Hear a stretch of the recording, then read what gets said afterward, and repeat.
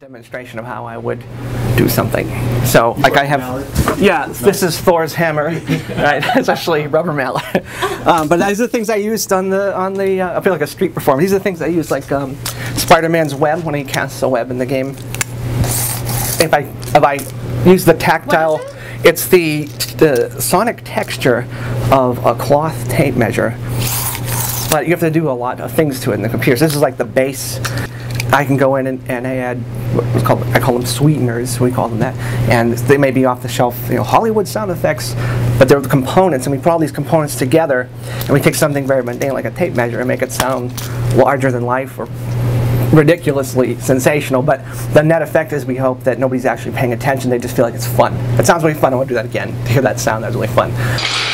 And I have, you know, all kinds of crumbling rock sounds and those Scrabble tile sounds, and all this comes together to make the game board feel more tactile or more interesting to listen to, you know.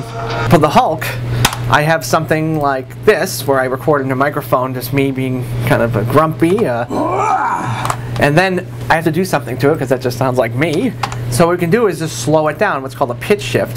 This is a pretty basic operation, and you get something a little more like this, which is a lot grumpier and bigger sounding. I just had to get some kind of mallet and a tape recorder and hit it on a hard surface, with apologies to my desk, right?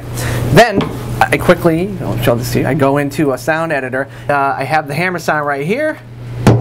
I slowed it down with the pitch, just slowing down for a little more of a thicker, deeper sound with some impact.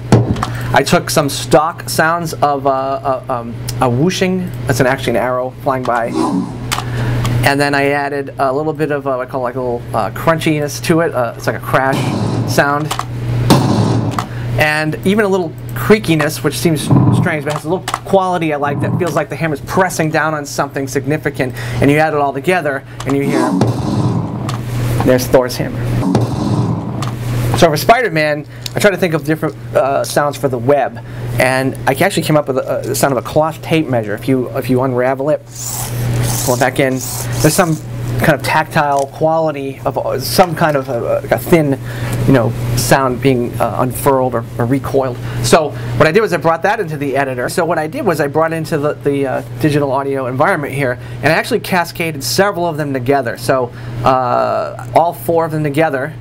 I took actually 4 takes, yeah, and a metal cable of all things. Let me play that for you real quick. There's a metal cable sound that I had in my library, and then I added a tape measure 1, 2, 3, and 4 with a little bit of sweetening, we call it, which is another sound I got off of a library, which wasn't quite what I wanted, but when I put it all together, you can hear the tape measure. You hear Spider-Man's web sound. And when you marry those things together, the visual with the sound and the experience, you have fun.